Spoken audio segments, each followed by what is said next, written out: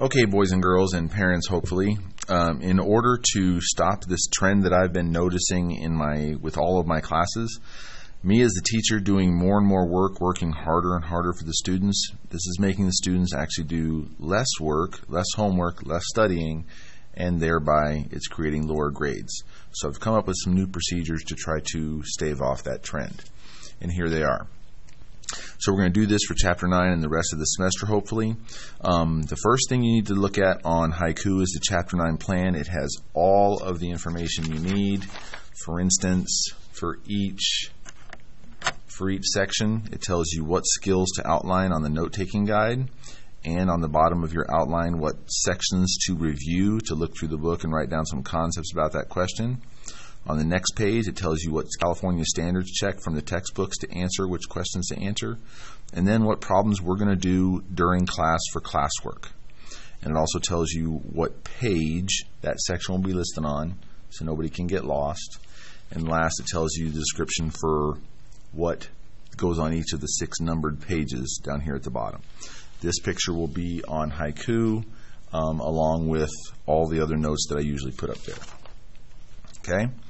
I want everybody to know that we're going to be doing the same amount of work for each section to learn the material, but I'm going to shift it to more on the students' shoulders, and they're going to be doing more work before class. So before class, the students should answer the essential question and still do 3 of the different types of create your own problems. That'll go on a separate notebook page. They should do corrections to the classwork questions that they missed. That goes on a separate page. And then they should outline the next section we're going to go over on the next day. I will put a note-taking guide for that section onto haiku. Students can copy the material onto their notebook pages, or they can print it out. Make sure you print it out a little smaller and trim off the edges so they can tape it into their notebook. This is what one of the note-taking guide pages looks like. Okay, for instance, section 9.1 about inverse variation. The students need to fill in the blanks and highlight their answers in the note-taking guide. The beautiful thing about this is the examples it shows, well, first they fill in the vocabulary, and from the text they fill in the boxes here.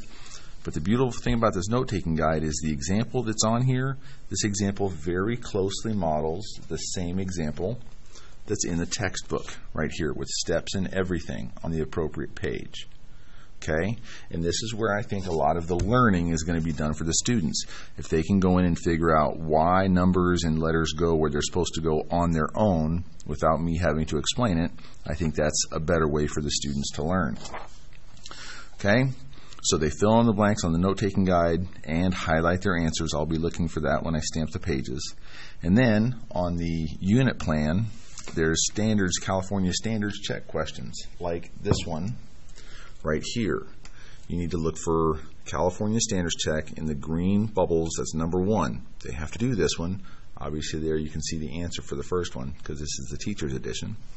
So on a separate, after they get done with the outline, on a separate page, they do the California Standards check questions listed on the unit plan, and they're in green as well, listed right here. See, question 1 and then questions 2, A, B, and C. Goes on a separate page. Again, if they can try to answer those questions themselves, there's going to be more learning involved. Okay, there's the California Standards check questions, and then when we get into class, I will do the same thing I usually do. I stamp the pages for their homework, 6 pages per section. And then in class, we'll go quickly into notes and practice questions. I have found that this is far more valuable for student learning to try to do the practice in their own with me going around and helping students and figuring out what they did wrong. That's where a lot of the learning is done. And we'll do that really quick in class, and then I'll try to give the students as much time as possible to do the classwork in class. This replaces old homework. We're going to do it in class. I'm going to make students work in class. And the classwork questions, I've pared down the amount of questions a little bit. The classwork questions are listed right here. And the students should really work hard in class to get those done. This will be due in class, and we will grade it together in class. And then if we have time, we'll do a summary and some big ticket items, time depending. And then after the class, they go back to up here, answer the essential question, do the classwork corrections, and then go back to the note-taking guide for the next section. Okay? That's all I can think of right now.